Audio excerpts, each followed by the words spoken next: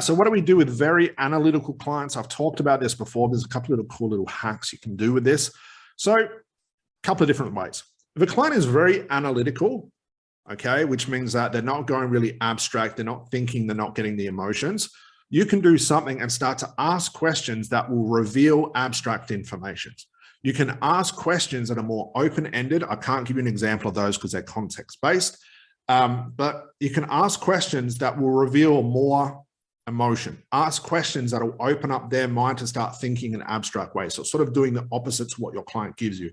Again, sometimes if your client is too abstract, you want to go very analytical to pull things in. Abstract opens up the mind too much and then give you a lot of irrelevant information. Okay, being too analytical can shorten things down and not give you enough abstraction. So you have to learn to play with that. So the easiest way, go the opposite. If my client is abstract, I'm going to go analytical. If they're analytical, I can go abstract. Another cool thing, again, you have to learn how to do this, is if my client's very analytical, okay, I can not only meet them and be as analytical, but I can do things hypnotically in the way that I deliver those questions, okay? So you find someone who's very analytical, they don't have to think too much, okay? It's basically just their thoughts. You ask a question, bang, they've got an answer. Ask another question, bang, they've got an answer.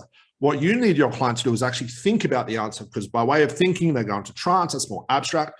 So I'm going to spend more time pausing and slowing down. My delivery is going to be more hypnotic because I want them to go to that place as well, okay? What you do not want to fight someone who's analytical is by trying to outsmart them or trying to get too hypnotic, like close your eyes and go deeper, because that won't work with an analytical client. Now, there's two things that will form a client to be very analytical, okay, and not much of an overthinker, which sometimes can harm you as well. That's maybe just the way they are. So you're going to meet your client where they are. Okay, it can be abstract and do the things I talked about before. Or, and this is usually the case, they can be very analytical and closed off, so to speak, is because they know you're trying to do something. And this comes back to working with very resistant clients. I made a video about this before.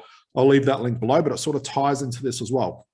When I was working with lawyers, you can imagine what would happen if I said, hey, lawyer, close your eyes, walk down the beach, go deeper. You can see your inner child. Imagine everything around you is purple. You feel relaxed. You go deeper, you're floating. They would have looked at me and said, what the hell are you doing? Well, I want to quit smoking. You're telling me to do all these strange things. They didn't think in these ways, okay? Now, if I would have started that way, they would have got very resistant and that analytical mind would have shut up. Analytical being conscious mind. It's resisting what I'm doing.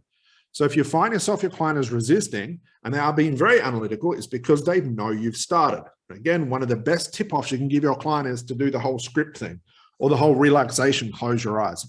In my well over a decade of therapy experience with my lawyers, I never once told them to close their eyes. Never once told them to go deeper. Never once told them to relax. Never once told them any of that traditional stuff. Why? Not only is it a very poor way to do therapy, but it wouldn't match them. It wouldn't match their experience. But even the real abstract clients I had, I still went down the same approach, which is do the therapy first, the trance come later. I wasn't interested in creating the trance. I'm not interested in creating the hypnosis because they would have resisted that. That's their job to do that. And the analytical part of them would have come out to resist. Okay. So I had to sort of catch them unaware. You do that through the hypnotic interview. I'll leave a video below. Check out the hypnotic interview as well. Give you an idea of what's that about. But it's so freaking important. And the only way to find the root cause is to do a proper hypnotic interview and learn how to decipher what is conscious and unconscious information. Therapy seems quite complex, but when you understand its complexities, the action of doing it becomes very, very quick and the results you can get skyrocket in a very short amount of time.